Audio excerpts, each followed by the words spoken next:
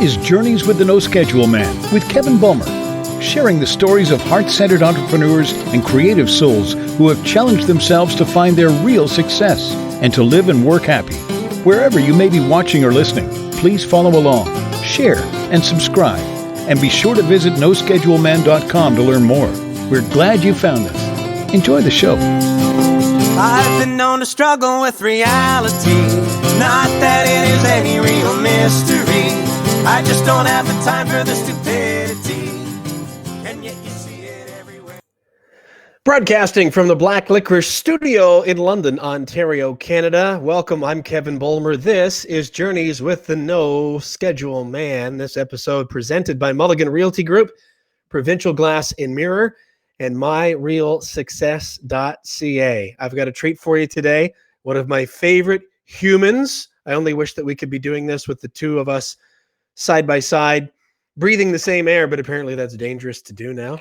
Michel Neray is going to be joining us in just a couple of moments. I'll give you a little bit of context about Michel and our relationship and what I think we're going to converse about over the next little while, but we'll see where it goes. Michel, as you may know, if you follow this show, is the founder of momondays, which is something that I hold very near and dear to my heart. I, for the last couple of years, have taken over the duties of hosting the momondays events here in London, Ontario, Canada. I won't go into too much detail of the whole backstory about momondays. I refer to it here in London, Ontario as an inspirational event series, but what I can tell you is that it's the flavor is a little bit unique in all of the different cities where it functions. It all started with Michel, though, and he laid that out in great detail in a previous episode of this podcast, which is number 55, which you can find at noscheduleman.com or on your favorite podcast platform, such as Spotify, iHeartRadio, Apple Podcasts. Not only did we talk about what momondays is, how it was born, and how it's evolved over the years, but we also really dived into some of Michel's personal stories and that of his lineage with his parents and some really, really interesting stuff. And the other thing that I will offer before I move back onto the trajectory about giving you context about our guest for today is that when I spoke with Michel in that podcast episode a couple of years ago, episode 55, I had no notion at the time that he and I were going to be so closely connected that I would ever take over hosting a version here in the city where I live of what he had created. So it's a lot of fun, at least for me, to go back and listen to that. And I have a couple of times, but in of itself, I think it's a really compelling conversation and you'll learn a lot more about Michel, who's going to be joining us in a moment. So episode 55, please keep that one in mind and go back and listen. Even if you heard it the first time it was out, I think especially in the challenging times that we're in right now, especially when you hear him talk about what his father experienced and held in and why, and what his mother experienced and talked openly about for the whole rest of her life, and the spirit with which she did that, I think you'll find that very compelling and very hopeful, especially in these challenging times. Not only is Michel the founder of momondays, he's a professional speaker. And as a speaker, a trainer, and consultant, he's worked with leaders and sales teams in more than 8 countries around the world, from Montreal to Moscow, from Israel to Iran. His passion is helping people craft and perform impactful and engaging stories. And I think he would also tell you that he enjoys the challenge and the opportunity of really creating genuine human connection and building community.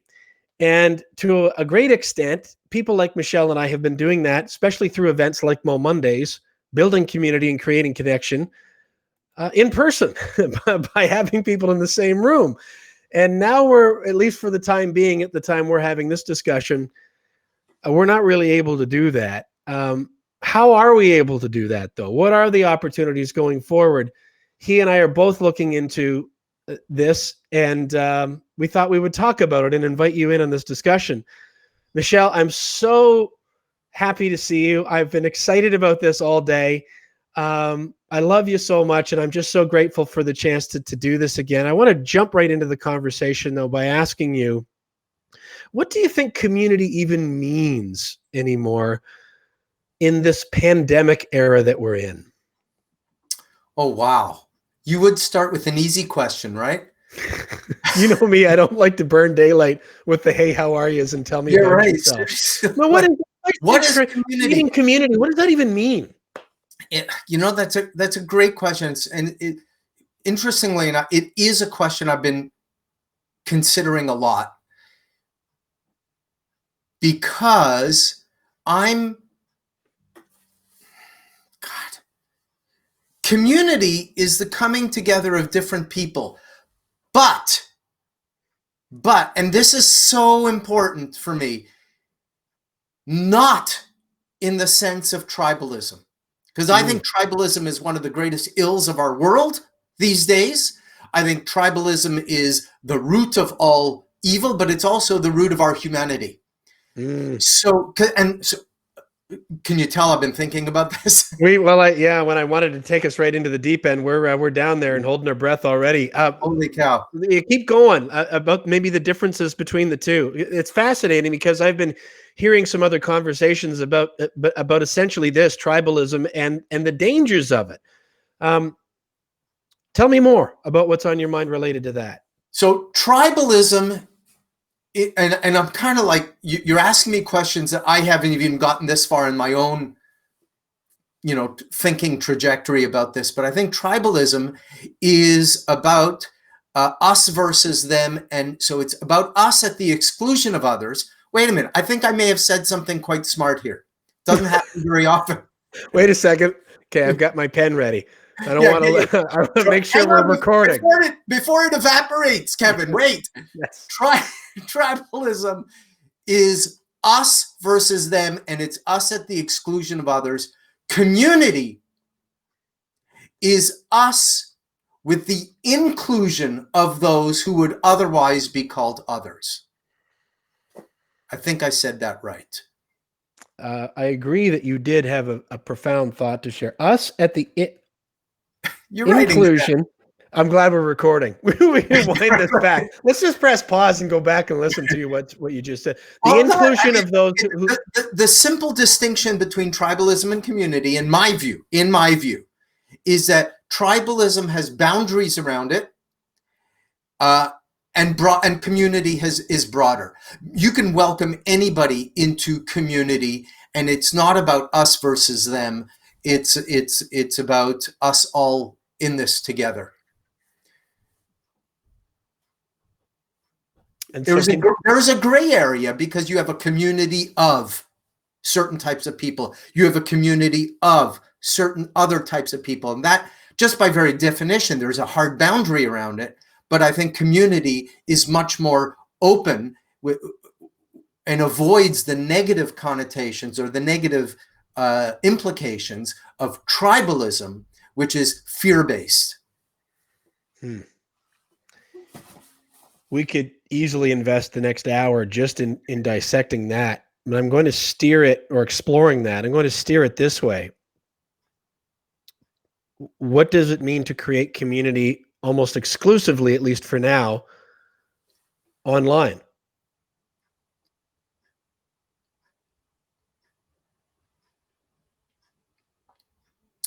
This came up, as you know, we've got community.momondays.com, which is the online not the online version of momondays, but the online expression of momondays. And when I created it, I thought, well, I'm going to do this, and it's not really quite the same as momondays, because we're not physically together, and God knows we all need that kind of physical, whatever hit that as human beings we need.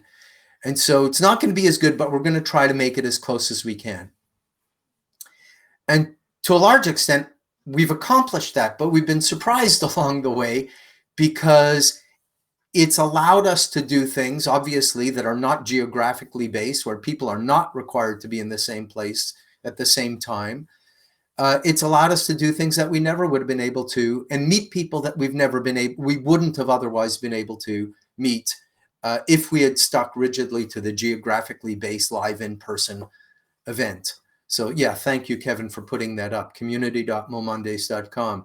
And so we're definitely expanding the community geographically to include people who are interested in what we do, care about storytelling, care about what we call changing minds, changing hearts, and changing the world through story.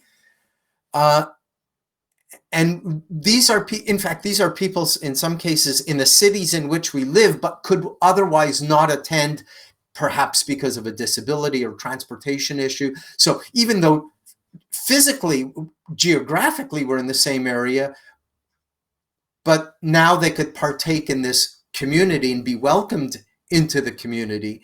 And there are people who are definitely way outside of the geographical areas where we operate, and they are also able to take part in this community. And, you know, community, I heard community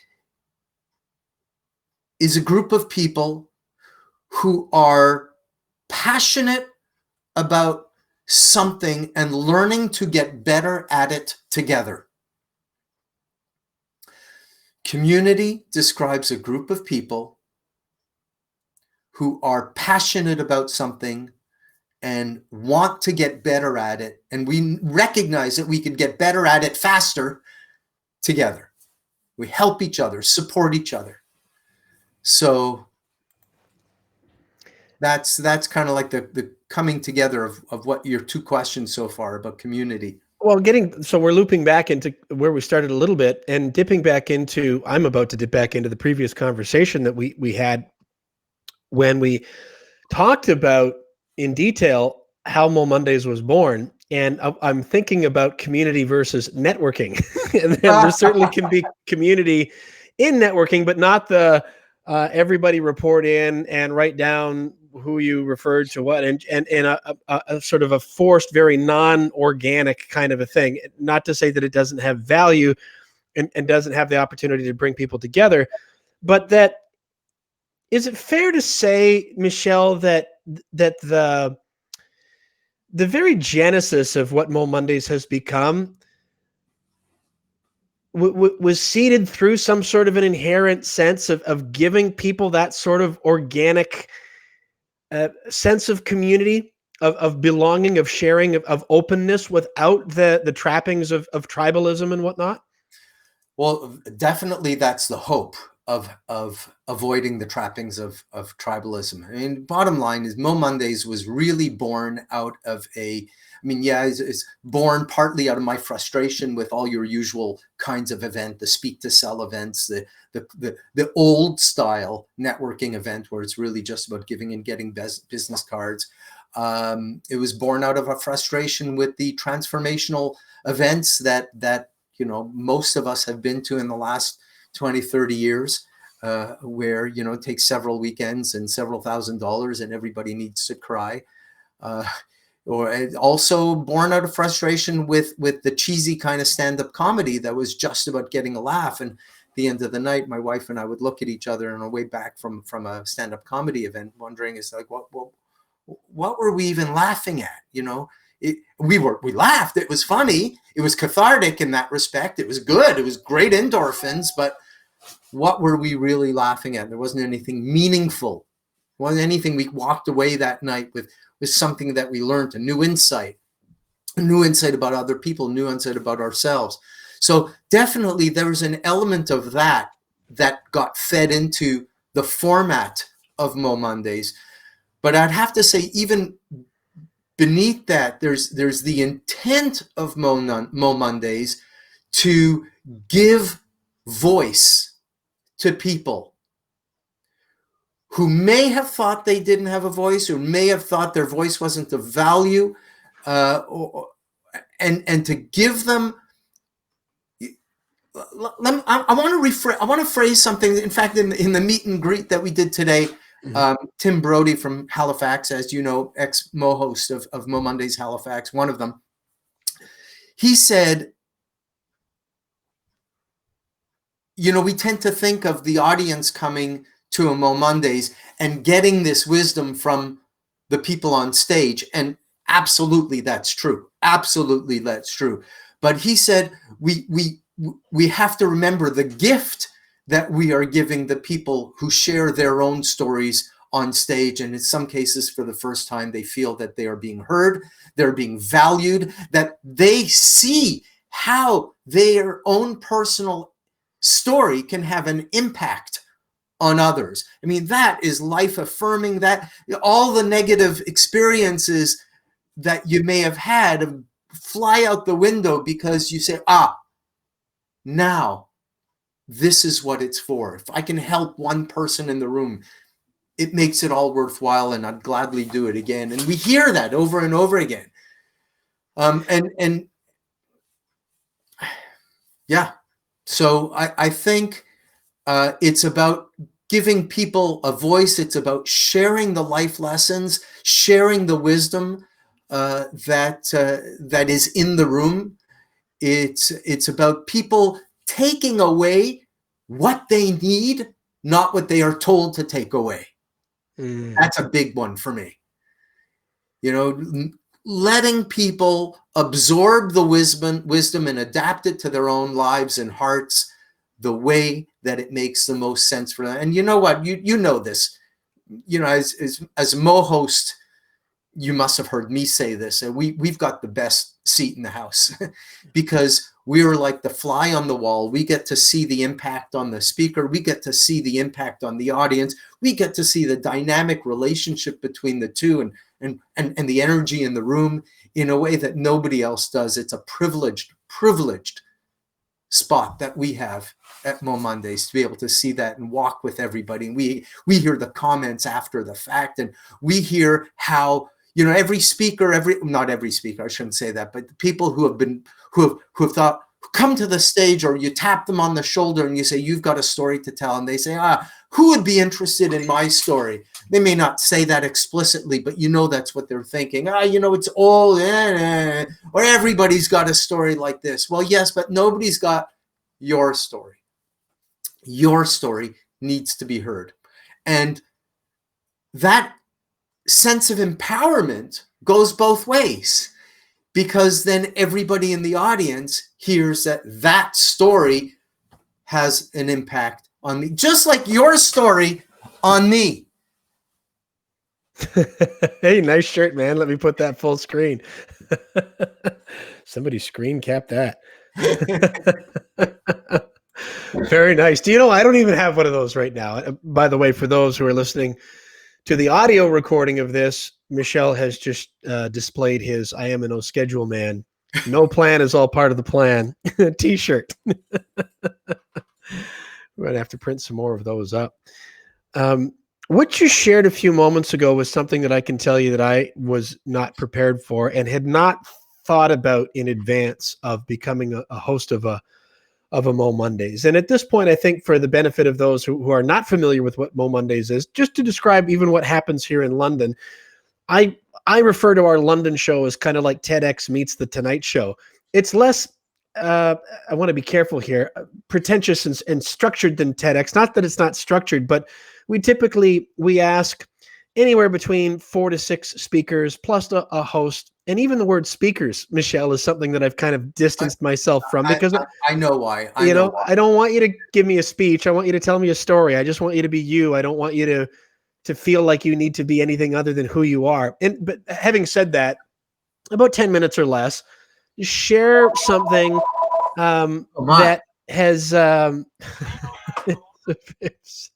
mute him for a second so he can manage. Popular guy here. That's why I wanted him on the podcast. But I ask for people to just share a genuine story, but just choose a story and maybe the what you learned about yourself or what you overcame through that story. Just be yourself. We try to keep it to 10 minutes or less, and it doesn't sound like much when you say it like that, but you group a few of those together and you get a cross section of personalities and a willing and appreciative audience made up of friends, family members, some who are just fans of what we do and want to come and be around that environment. And the experience is profound when I'll often hear myself say, so many of us don't even know how to tell the people that we care for the most that we love them. So to stand on a stage in front of strangers under hot lights and with a microphone and your voice amplified, and to share personal experiences. They don't have to be traumatic experiences. They can be really happy stories, but to share is not something that I think comes naturally to a lot of people. To share something of yourself and to have that met and received with appreciation right there in the moment, and then to have that energy of appreciation sent back is an experience that I would love for everybody to have. Because this was the part, Michel, that I had not thought about and was not prepared for, that became one of my favorite parts of it, is that it would, what I would call, blow the emotional circuits of some really high functioning individuals who are absolute all-stars in their family life, in their professional life. And then they would come and they would share a story at Mo Mondays about something that was true to them, and have that experience that I just outlined. And then they'd still be in their pajamas at 3:00 the following afternoon because they were overwhelmed with the emotion of it. What is, first of all, is that a unique story that I'm telling you? And if it isn't, how, I forgot the second part of that. How common is that kind of a thing to have heard among the different Mo Mondays over the last 8+ years that you've been involved? I'd have to say it's very common, and it's one of the things that keep me going. I never real, and that's what Tim was referring to in my conversation with him today. So you don't realize the incredible impact it has on the people sharing the story. I'm glad you said it doesn't have to be a huge traumatic incident or experience. It doesn't have to be something, it's not like everybody needs to, share the deepest, darkest secret and everybody needs to cry.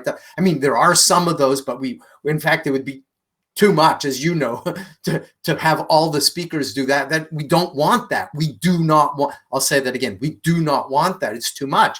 We want light stories. We want, we want intense stories. We want meaningful stories, but most of all, we want real stories.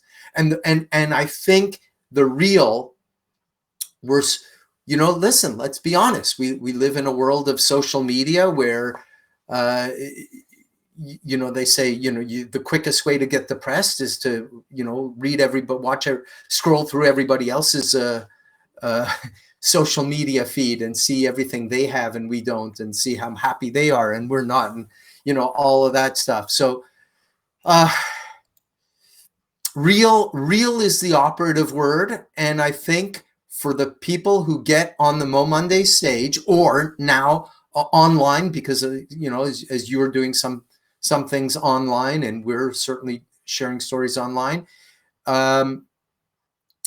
it's the fact about, hey, I just let my guard down for a little bit and people cared.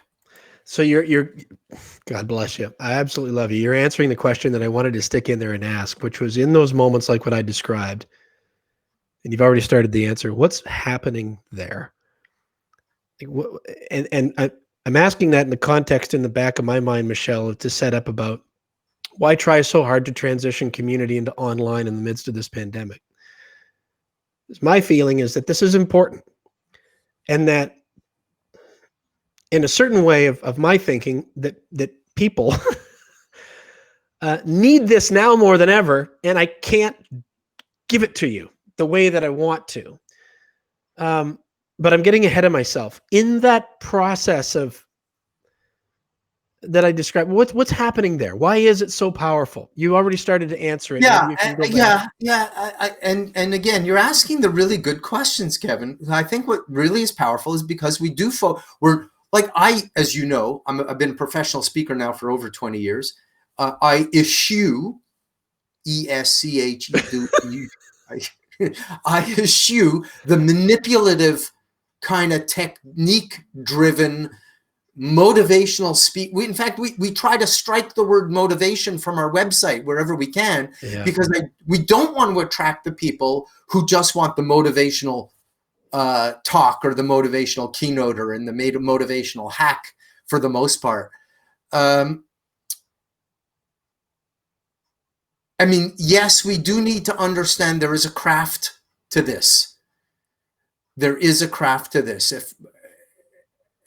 So a talk that's totally devoid of craft but is real is really just as ineffective as it's worse.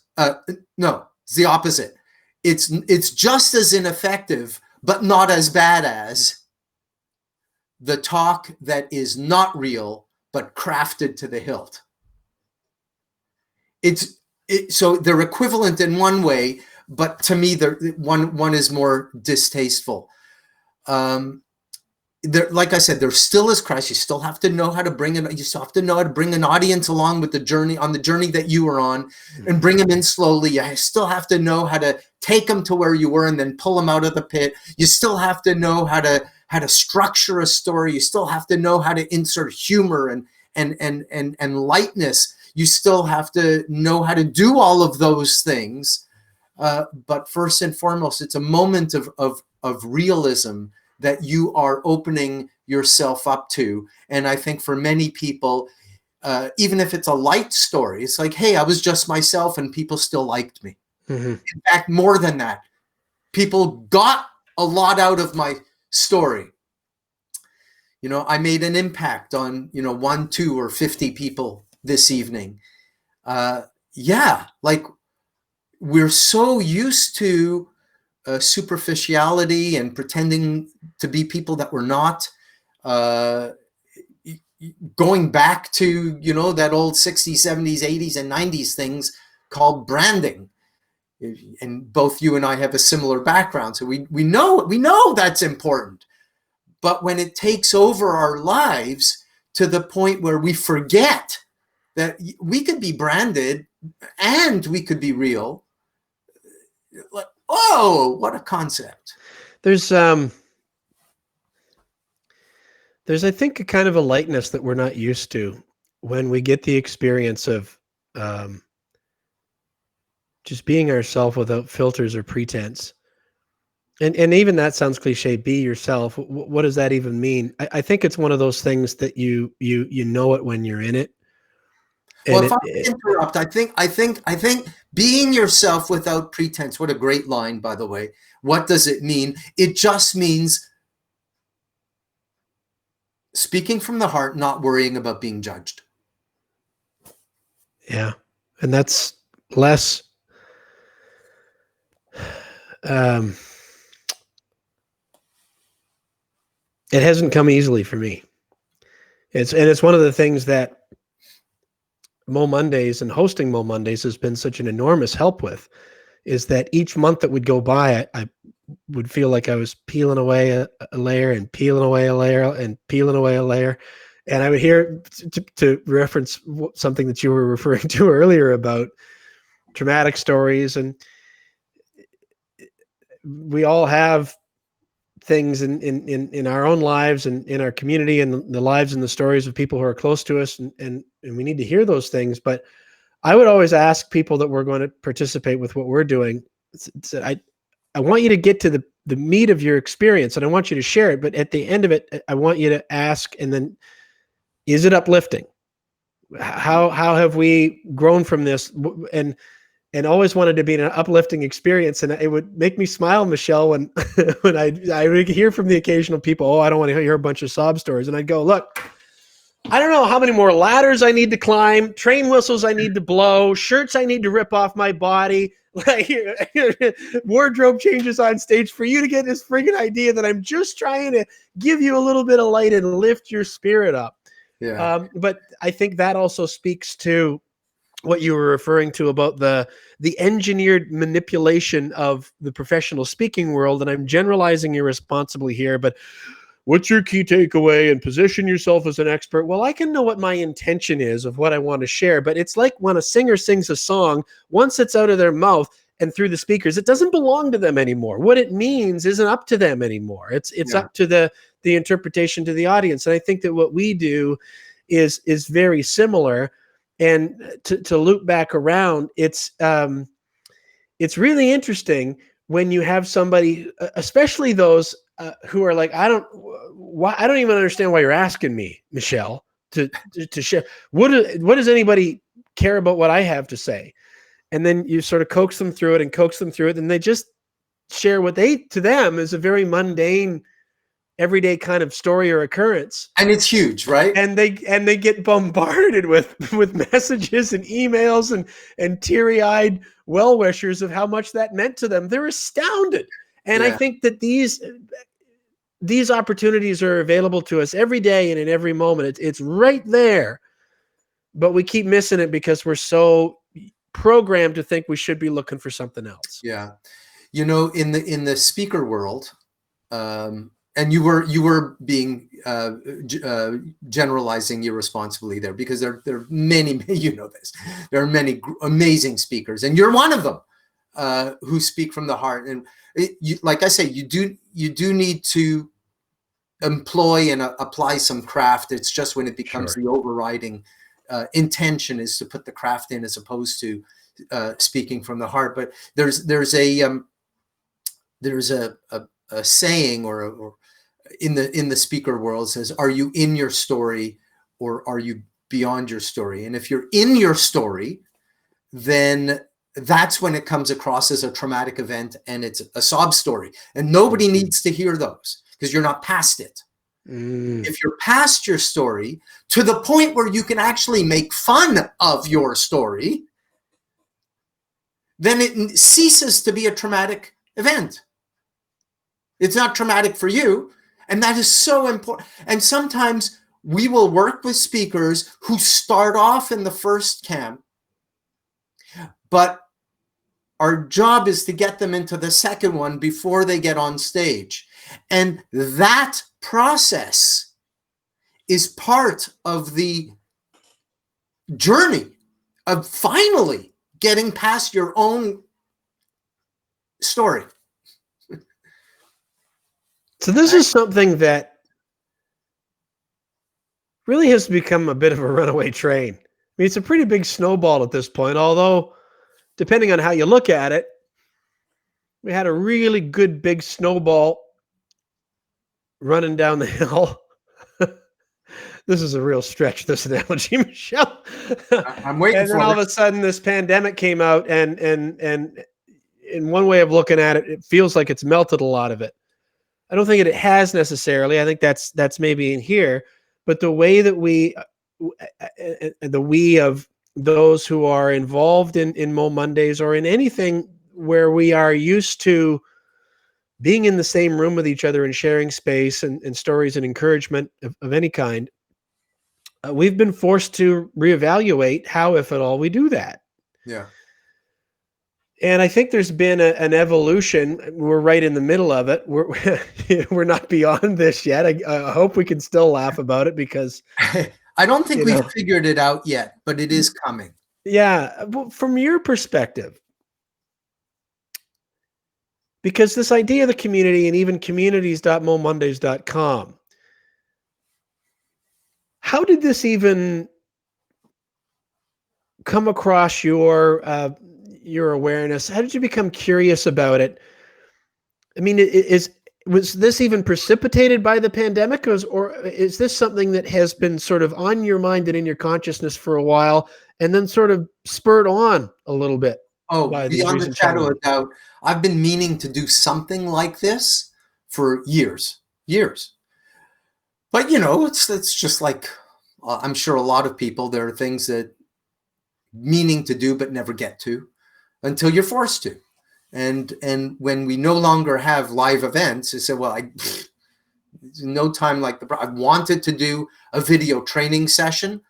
So I like for years, I had the script. I'd had the script for years and it just never did it. Finally did it. Finally put one out, and it's not going to be the last one.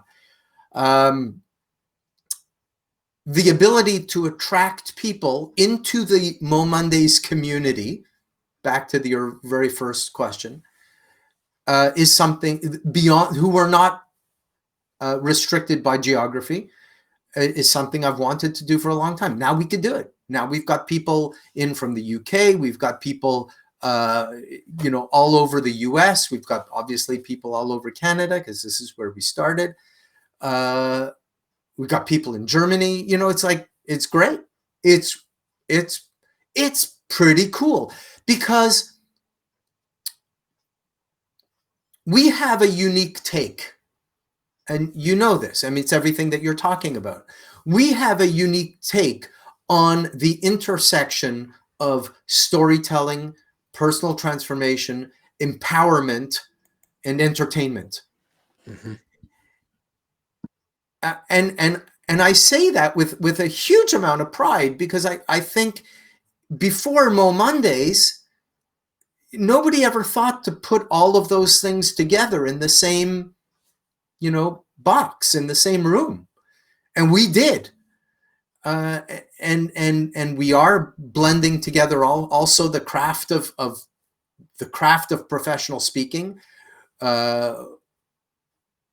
with all of those things. And I'm not going to say single-handedly, because there are now there are other people who are doing it, but we still have a unique slant on what that is and how it can benefit us and how it could benefit other people, how it has an impact on your business through networking, how it has an impact on your relationships with the people around you, by making it more comfortable and familiar to share yourself from that place. The people that you're talking about who still 3:00 in the afternoon the next day, who are in their pajamas and can't get over that emotional overload because they can't believe that they did it and they were accepted, and they weren't judged, and they actually had a positive impact for something that they thought like was either people didn't care or no big deal, or finally got past the point of getting over it. There are a number of reasons why that happens. And then if they could take that feeling and take it into the other parts of their lives, including their business, that's when we have an opportunity to make a bigger difference than just what happens once a month at Mo Mondays. And that's how we change. I believe that's how we change the world, by showing up real. Let's talk a little bit more about what it is. It meaning Mo Mondays community.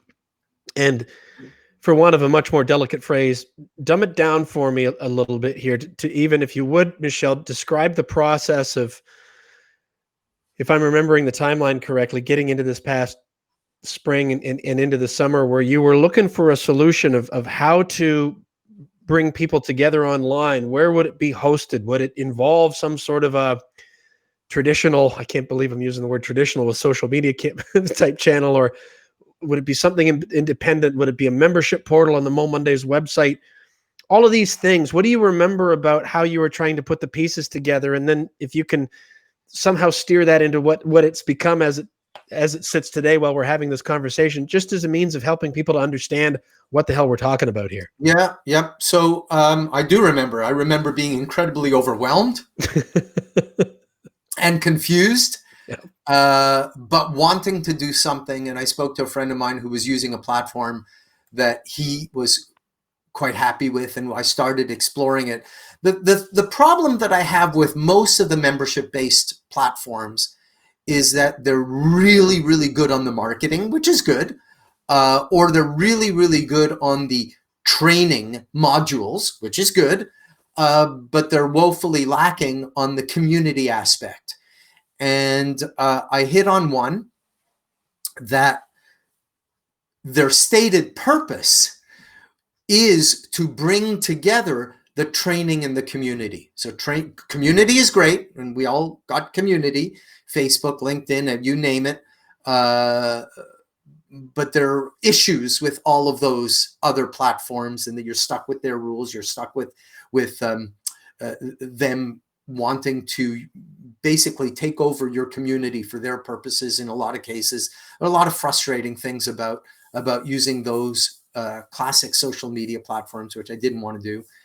And they don't blend in the training aspect. So the way we define the Mo Mondays community is we're bringing together the people who are passionate about changing minds, changing hearts, and changing the world through storytelling, and we want to learn how to get better at it together. So the community and we're meeting incredible people. Each one of them is driven by a heart-centered mission to make some change in the world. And so that's the community aspect of it, which is really works great.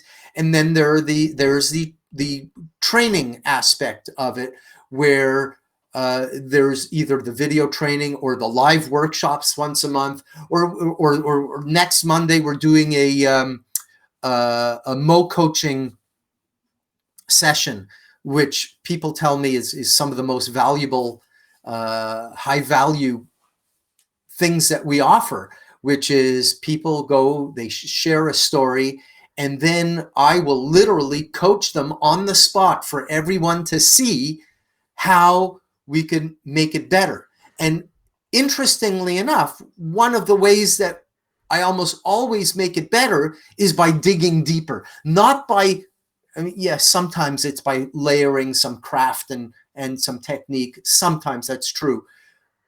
But more often than not, it's about peeling back a couple more layers to find, oh, why is that? What's different about that? And when did you realize that? So describe that moment for me. And so it's an incredibly empowering and powerful process that everybody learns through. So I've gone on a tangent there. I apologize, but it's so.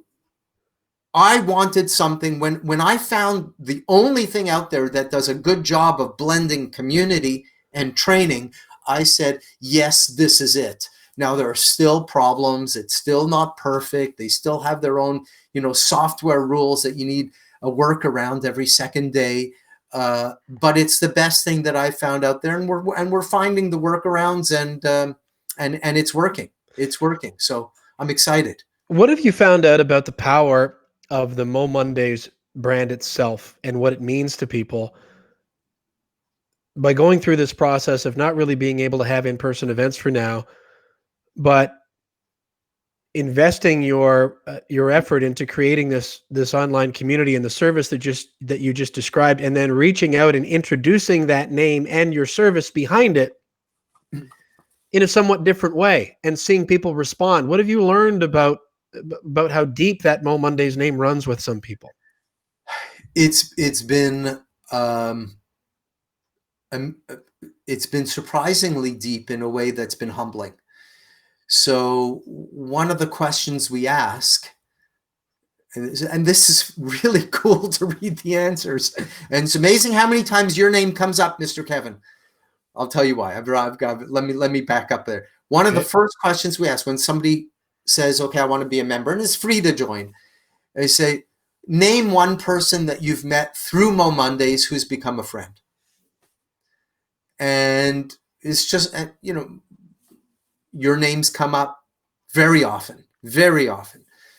My names come up. Sometimes people I don't know. Sometimes people say, I met somebody, 6 years ago, and we've stayed in touch.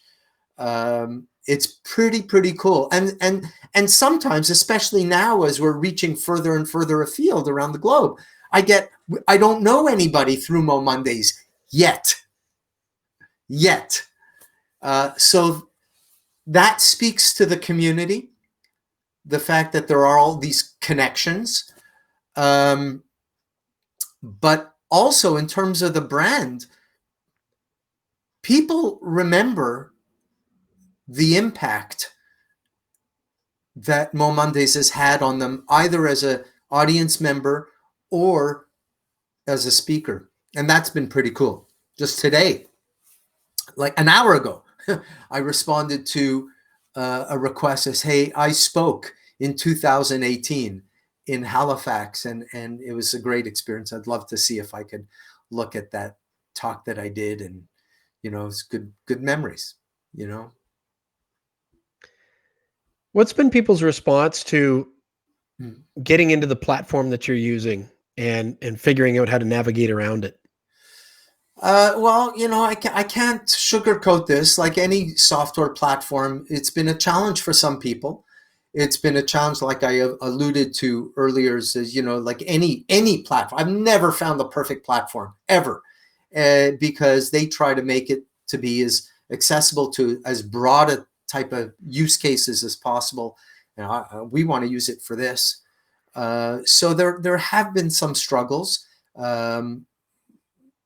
There have been, but I think I've never spoken to anybody who hasn't had those things. So that's just life. It's just moving. It's like you're moving into a house, and even it's like we had we put an addition on the house, and the builder put the microwave really, really low down in the kitchen cabinet. And I said, like, what? Who wants to? How am I going to do that? I can't even see the button. So, she put a little shelf up to, raise it 3 inches there, and charged me $300 for it. But anyway, am I talking about that again? I'm sorry. I'm just saying that, there are always workarounds, but we're getting through it. It's like anything. Once you click into how it works, then it's like, oh, what was the problem? Well, that's just it. That's the barrier to entry with anything. Yeah. Isn't it? Is that we want to run in the same footsteps that we're familiar with. Yeah. Just human nature. I think that's one of the things that keeps a lot of people from getting up on stage or thinking that they can share a story. They're not used to that. They're not comfortable with it. And in terms of building community and transitioning this online and bringing people together and serving and trying to foster that energy that I think we've described in bits and pieces, that I hope is coming across to those who are watching and listening of what we're used to happening in the room at one of the events. It's challenging. You mentioned something earlier, Michel, that I agree with 100% as someone who has been trying to keep the pilot light lit of his own online community in hopes that the seeds will sprout at some point.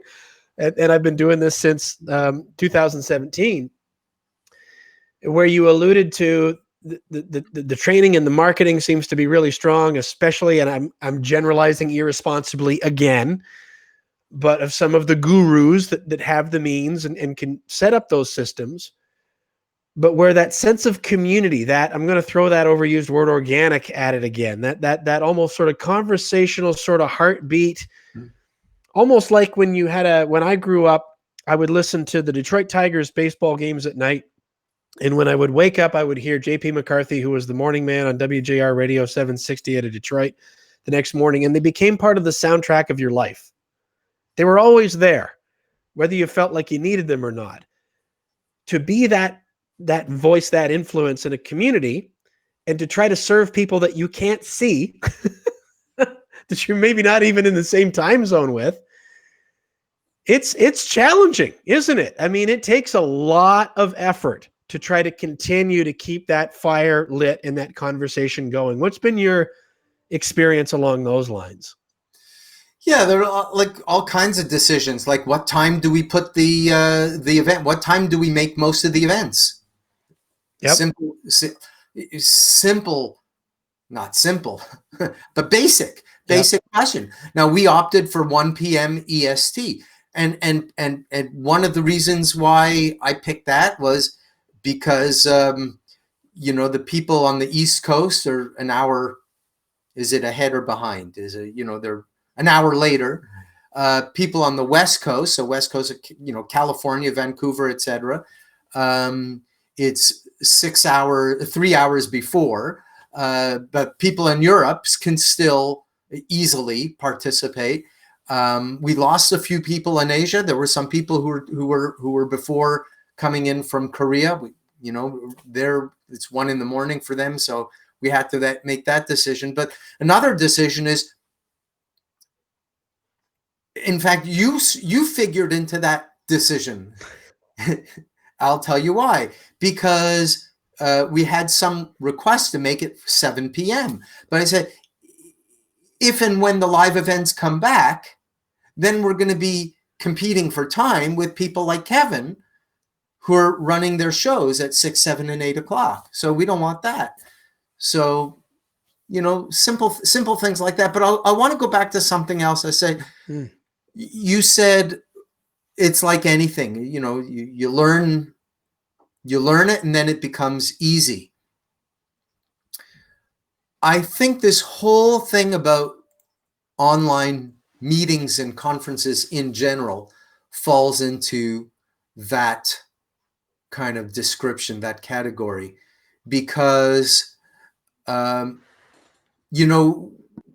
in March, April, May, people were talking about Zoom fatigue, and there are lots of reasons, it's draining.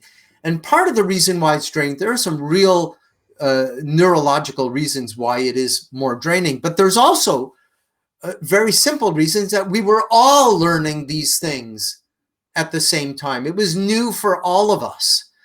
Now I think we've settled into a routine. It's nothing for me to appear on an online. It's nothing for you. Not nothing, but I know it. Mm-hmm.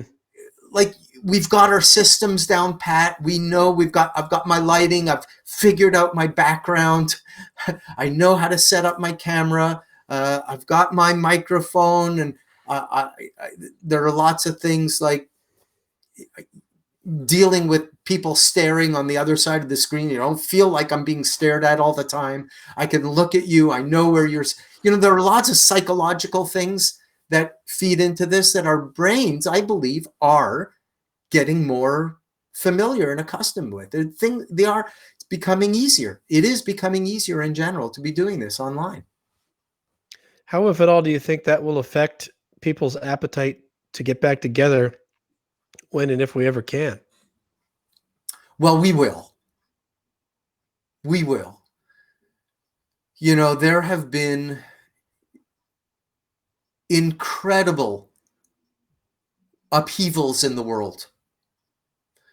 And this is one of the biggies, but it's not one of the biggest. We'll come back. And while we're in it, it looks like it's forever. And, people will never want to get back together in person. And I think there will be more hybrid events. I think we've decided that there's a part of this that we actually quite like. There was a Spanish flu that decimated people. There was World War I and World War II. It lasted several years, more than this. We haven't even done 1 year yet. Let's not complain. Seriously, we haven't even gone through 1 year. How much, if at all, have you thought about your mother through this? Oh, a lot. Yeah. Oh God, a lot. Are you kidding? So, we haven't been through this for as long as she was in the Holocaust, for as long as she was in Auschwitz. And she never lost her humor, did she?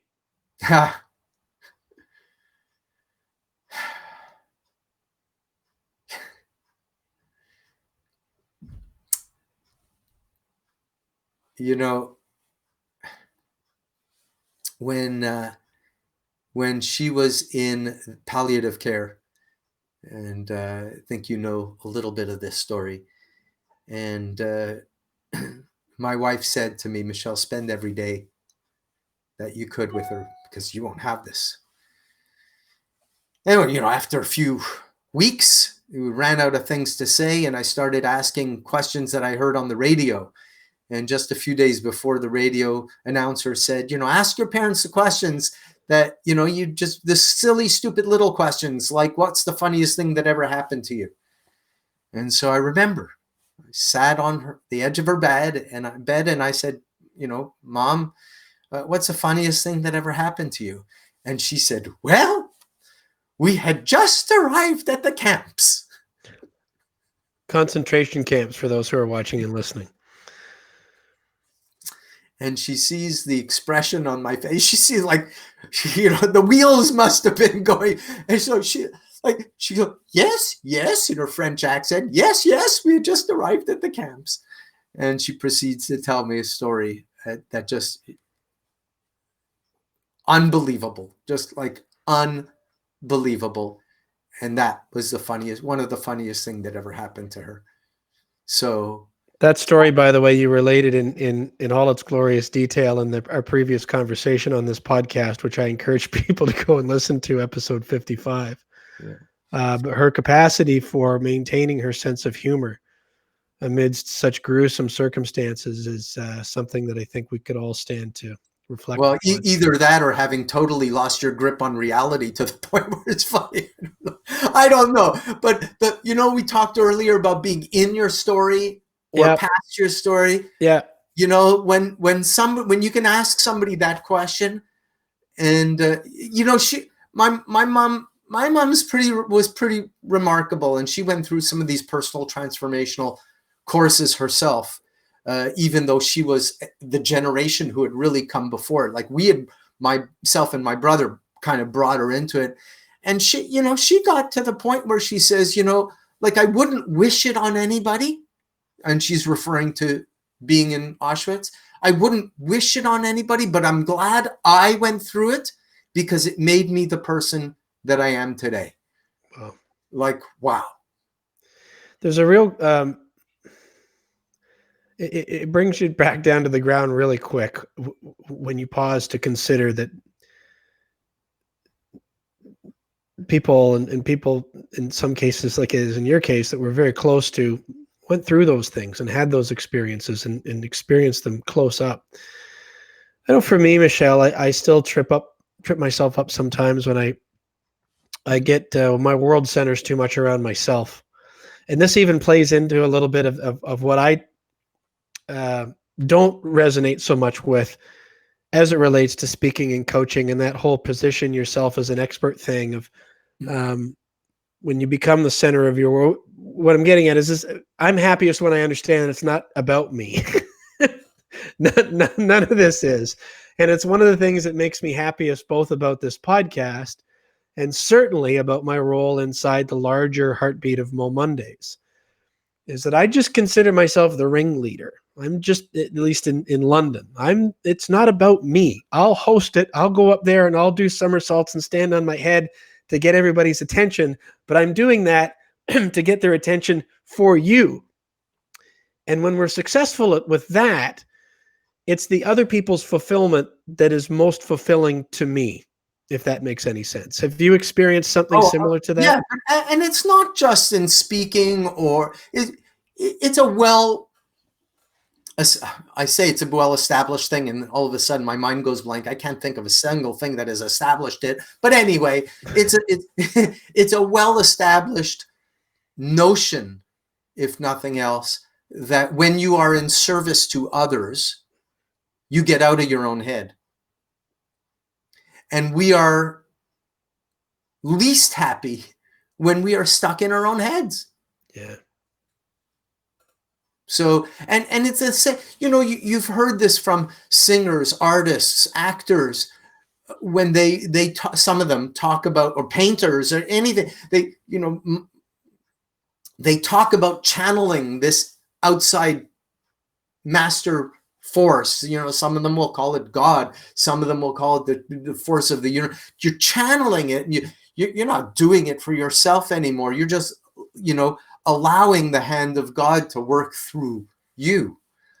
That's what we're, when we really are successful, that's what we do. And that's when you're not worried about judgment, or I think those things will kill you. Yeah. What do you think drove you to try to figure out this online community thing, to come back to that? And I want to give just a brief amount of context to why I'm asking that question. It has to do with my perception of when we enter a challenge like what we've encountered the last many months with this global pandemic. My perception is that everybody goes through something like this in their own way, and I don't know that there's a right or a wrong way to do it. I do believe in trying to maintain your optimism and trying to be creative and look for solutions. I see some, I think, who have tried to do that. I see others who I think have just kind of gone quiet, and I don't say that with any hint of criticism at all, but just as loving observation of just going, I think I need to just step back here for a bit. And I, as you know, jumped right back in is the moment I thought that I could with trying to create the event again with what I thought I knew how to do. and I'm not trying to criticize myself, but it became apparent after a couple of real good kicks at it that what we're used to, the way that we know, regardless of how important I might think it is for people, what we've known or what we think we know, just at least at that particular time, just wasn't lining up. So then you're back to, well, do I try to come up with some sort of an alternative solution, something that hasn't even existed, and then go through the machinations of trying to figure that out and put it out into the world, or do I just sort of sit back for a while and wait, or just sort of give up altogether? You chose, I'm going to take this thing that has existed in some form over the last 8+ years, and I'm going to toss myself into trying to figure out this whole new thing. Why? What drove you to want to do that as opposed to just going, I'm just going to sit back and wait?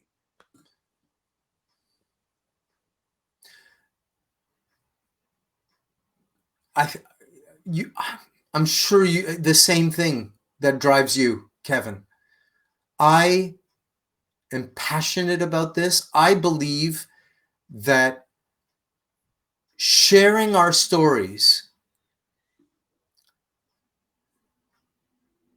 is perhaps one of the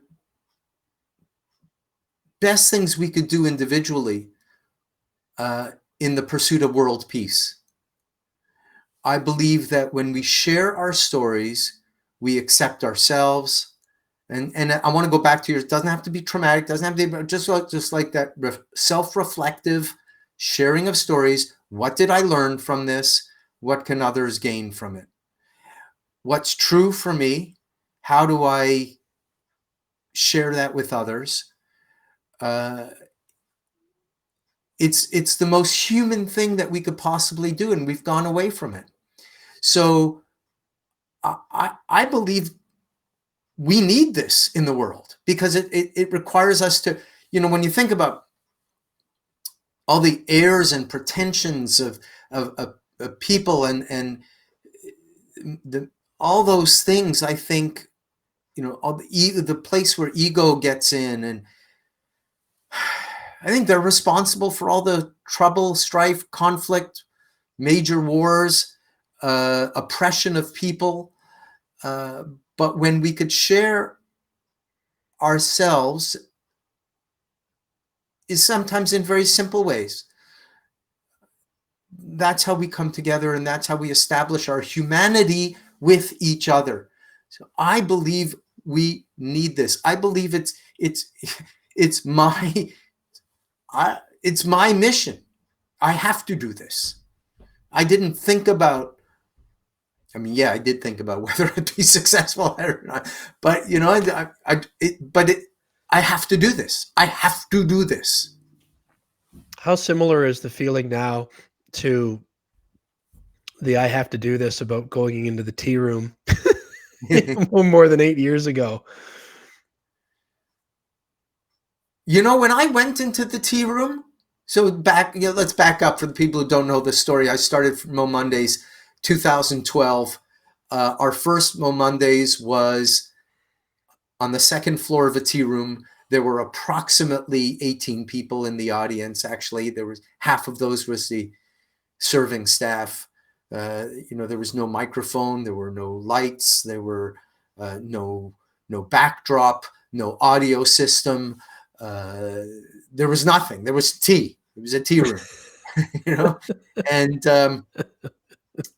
on my way out, I was characteristically late for my first show, and I'm running out the door. I don't remember hearing that part before, by the way. That's new information to Kevin. You were late to the first Monday show. And my wife could see all the stress I was putting myself in to get there. And she said, Michel, why are you doing this? And I like remember this like it was yesterday. I turned to her and I said, I don't know. I don't know. It was something I needed to do. Now I have a better answer now that I've, crafted in retrospect. But in the moment, it was just something that I was called to do, driven to do. I knew there was something there. I knew that people's stories were not coming out because they had to be funneled through these other channels like networking events, like Speak to Sell, like professional speaking, like then and then, none of them was hitting the mark for me. And I didn't know what was going to hit the mark for me, honestly. It took me 3 months to figure that out. And it happened by accident. It only happened when we got kicked out of the tea room. And we went to a jazz bar. And, so yes, what did they have in the jazz bar that they don't have in the tea room? Well, they have jazz, they have real music, and they have real alcohol and real food and an incredible environment for people to get together. But it was around that time, it took me 3 months to see everything I never wanted to see again. I didn't want people to use the platform to practice their sales pitch. I didn't want people to use the platform to teach the audience a lesson. I didn't want people to use the platform to be Mr. Hack or Ms. Hack motivational speaker. I wanted to use, and I started asking my professional speaker friends, share a story you've never shared before. Take all the craft you've learned as a professional speaker, but now show us something we don't know, we haven't seen before. And they stepped up to the plate. Holy cow, that was powerful. Mm-hmm. And I started mixing in people who had never shared a story before, ever, never stepped foot on a professional stage. What? Me? What? No, not me. No. Okay. All right. I'll do it. And they and like, wow, really? Really? You were reluctant to share? Look at the impact you've had. Look. Did I tell too much? I'm sorry. Do you feel reinvigorated through this right now? Is it obvious? Well, some might perceive, because you had begun to back away from the hosting duties in Toronto. In fact, I think Toronto got only 1 or maybe 2 events under its belt with the new hosts, with you there sort of as support. I happened to be at one of those events before the pandemic hit. And so some might have perceived that you were sort of stepping away. Now, my perception was you were looking to realign your energies into other areas. But you and I have talked many times about how we can get this spirit, whatever that is, around the globe and connect people. And, there are always 2 sides, challenge and then an opportunity. Am I wrong, or has this sort of precipitated a little bit of a reinvigoration for you as it pertains to Mo Mondays? Yes, but in a different way. So there is a reinvigoration because I'm seeing that I am more successful than I expected to be in terms of reaching beyond the geography. I'm reinvigorated in the sense that my unique take on the craft of storytelling, I was limited to the physical workshops that I was running once a month. And it's almost embarrassing to admit, but the people who have been to both the real one, the physical ones, the in-person ones, as well as the online one, tell me that the online ones are better. So I'm invigorated by that. Why do you think that is, or why are they telling you that is? They're faster paced because I want to deliver it all in a tighter time period, and that works.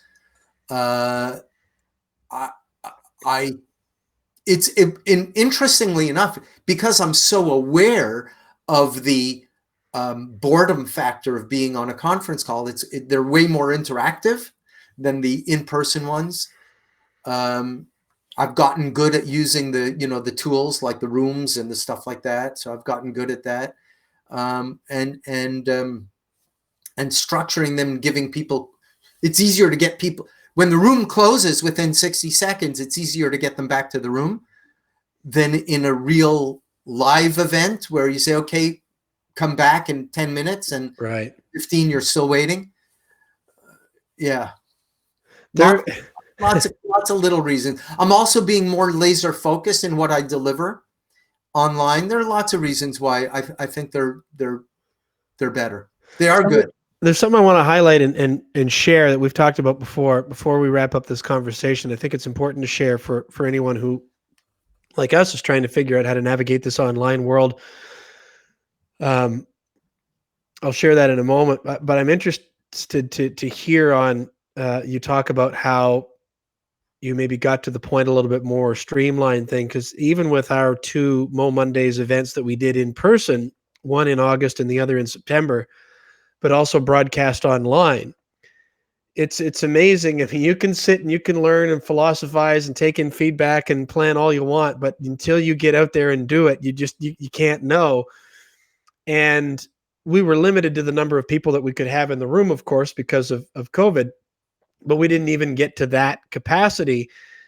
And from the first event to the next, I thought, okay, in order to survive, we're going to need to view this more as a broadcast first and an in-person event second. So to flip it around. And in order to do that, if I were sitting at home watching on a phone or a computer or streaming it onto my TV, whatever the case, I would want that to go a lot more quickly. So we cut all kinds of stuff out that we normally do in the room, intending it for it to be a better online broadcast. But the effect of that, and I think it was, but we also, at the end of it, we all kind of looked at each other. So did you notice, was that just me, or was that, okay, remember that for when we fill the room again, because that was way better. Yeah. But we only got to that because of that challenge. The other thing, and I'll turn this over to you, about the interaction. I remember you telling me a story about attending a songwriting conference that you used to do in person, that you were going to be hours and hours and hours behind or looking into a computer and actually dreading might be a bit of hyperbole, dreading the experience, maybe not looking forward to it as much, but then actually going away from it, having enjoyed it more. And you alluded, Michel, a little bit in your last response about the interaction that's possible that you can't have in a room like a conference or even a Mo Mondays. Talk a little bit about that, because I'm not sure that a whole lot of people have tapped into it yet. But it's powerful, I think. It's a powerful tool that we're starting to see emerge. Yeah, I think it was one of the things I think nobody would have expected. So that while you are listening to a speaker or a presenter, however it is, a trainer, I mean, your mind wanders over all the other faces in the screen, and it's way more permissible to do that than during a live event. And you're looking at everybody. That this would look a little bit weird if you were just stare at random people. But you could do that. I know it sounds weird. It's a stupid little thing, but what's the unintended consequences? You say, oh, I wonder what they're thinking, or I wonder what, and then you fire them a note. Well, I wonder what they're thinking. Oh, hey, and then you could say, and then you could post a comment. publicly. Say, wow, that was, you're not going to do that. Wow, that was good. Let me interrupt your talk. You're not going That's to. key. That Yeah. happened in our live Mo Mondays broadcasts where you wouldn't speak out and say, "Oh, I really resonated with that. I know exactly where you mean. I've been there." But you can Yeah. in an online setting. Yeah. So that's why I say I don't think it's not a question of will we ever get back to what we had, or is it dead forever? It's not dead forever, but we've learned we've gained a few insights along the way that there are some advantages to online. And look, I miss the live in person as much as anybody else. So, maybe the hybrid model is something that we could do more intentionally going forward. It will most definitely be interesting to see how this all evolves. In the meantime, I want to encourage anyone who comes across this conversation, whenever that may be. And that's the beauty of this format as well, Michel, is that it lives on forever. It's one of those communication tools that transcends space-time. I saw through the metrics the other day that a handful of people had downloaded the conversation we had.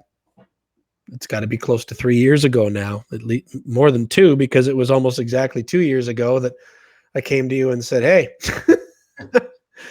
what would it take to host this thing in London?" But whenever people come across this conversation, I would encourage them, if that's you watching or listening, to go look into this community that Michel is talking about. I could not recommend anyone more highly, whose presence I would encourage you to find yourself in any way that you could, virtual or in person, and preferably both. So before we wrap up, Michel, maybe can I ask you to just even go over the basics of where people go and how they can be a part of this community and interact with you. I'll put the link back up on the screen while you do that. Thank you. As always, you're such a gracious host and interviewer. Community.momondays.com. Registration is free. Obviously, there are certain levels for people pay for to get access to the training and some of the other things that we offer. But the community aspect of it is pretty much free and open to everybody. And today we had a meet and greet. We had people from all over the place, and that's it. And you just answer a few questions, like, do you care? What role does storytelling have in your life? And I don't know what else to say. That's pretty much it. Community.momondays.com. That's where it is. And it's really about if you've ever seen, witnessed, or experienced yourself the impact of a simple little story on its power to change minds, change hearts, and change the world, whether you're doing it to lead because you're in a leadership position, or you're a coach of some sort, and the best way to help somebody through their journey is to share a simple little story of your own, or you're selling, because there's lots of storytelling in sales, as long as you do it from an ethical standpoint. It's like a car. It's a powerful thing. It's like a car. You can use it to take people where they want to go, or you could use it to take people where they don't want to go. That's the power of storytelling. And if you believe in storytelling's power to change minds, change hearts, and change the world, then you will find other people who want to learn and grow together with you on that. Thank you, Kevin. Michel, you're an angel wrapped in a human's body. I adore you. You're just a delight. I absolutely love you. I wonder what it will be 2 or 3 years from now that we will have experienced together, that I can reflect back upon this conversation with having that in mind.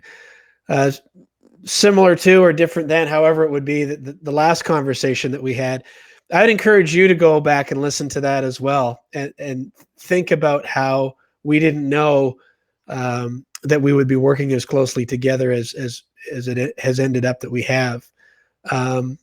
But I'm really excited about what you're doing. I feel really energized by how enthusiastic you are about this, and it's fascinating to watch some of these ideas flower about taking this, whatever it is. And we've talked about, what do we have? What is this? What, like, we don't really know what it is. We just know that we think it's good and we believe in it, and we want to share it.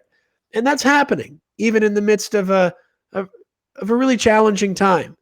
I feel really proud of that, and excited for you and for me and for anybody who's a part of it. So I hope people will find you. I hope that they will be a part of it, and add their voice to yours and to mine. And thank you for doing this. It's just selfishly, it's always a pleasure anytime I get to enjoy some time with you. And thanks for being who you are and for doing this with me. And I just want to point out that if it weren't for no schedule, no plan is all part of the plan. You know, if it weren't for that, a little bit of that, you know, take the next step, because you never know where it will lead you. Yeah, absolutely. Michel, I love you. Thank you, my friend.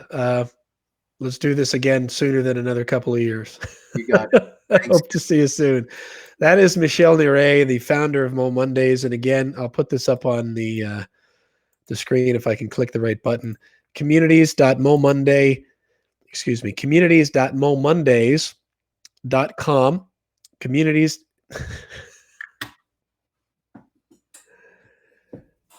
You can see it there on the screen. That's not helping you if you're listening to the audio. community.momondays.com, and have a look and join that community. I know that you'll really be pleased with what you're going to get out of that experience. You can also visit Michel at his website at neray.com, Neray.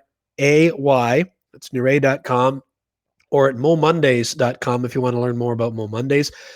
I believe it was episode 55 that he and I had that conversation that I referenced a few times in this episode.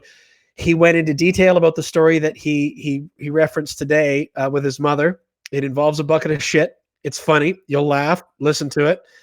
I didn't ask him today about how his father might have perceived things, about the whole idea of the power of sharing your story and sharing what you're carrying inside.